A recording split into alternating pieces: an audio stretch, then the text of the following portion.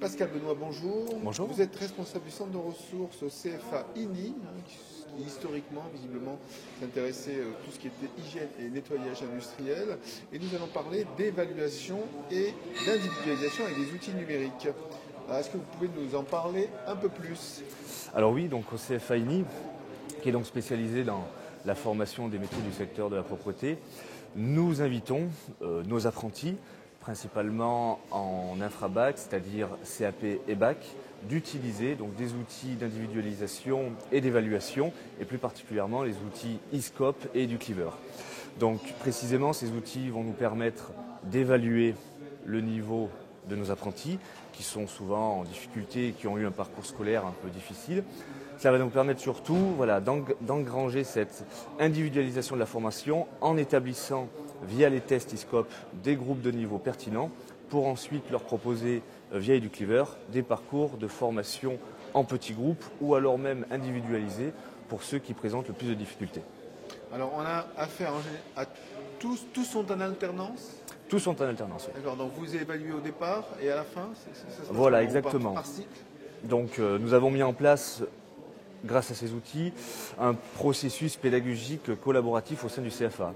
C'est-à-dire qu'en lien avec mes collègues formateurs de français et de mathématiques, nous analysons les résultats qui sont fournis par e-scope. Donc à l'issue du test, nous analysons ces résultats, nous confectionnons les groupes de niveau et ensuite nous déterminons pour chaque groupe de niveau les notions qui devront être travaillées au centre ressources par ces apprentis. Voilà, donc c'est un processus qui s'effectue sur l'année avec l'idée donc de les évaluer au début, mais également de les évaluer à la fin. Donc l'idée, et ça c'est vraiment très très important, l'idée n'est pas de se servir de ces outils comme un outil d'évaluation sanction, évaluation notée, mais au contraire de s'en servir comme un moyen de valoriser ce qu'ils apprennent. Voilà. Une évaluation formative.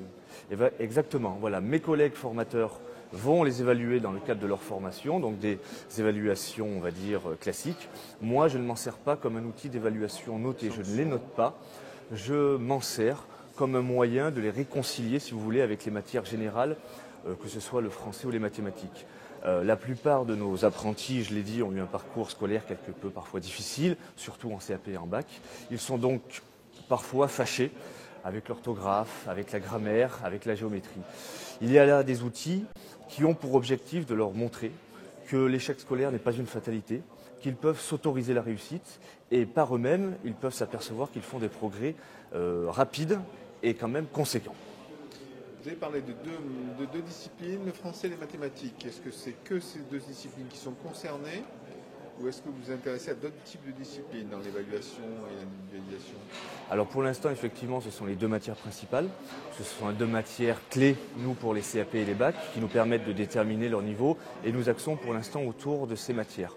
Néanmoins, nous accueillons également des formations post-bac, donc jusqu'au niveau titre certifié de niveau 1. Et nous proposons pour ces formations donc, la préparation TOEIC, puisqu'EduCleaver nous permet d'accéder à ce type de formation pour ces apprentis.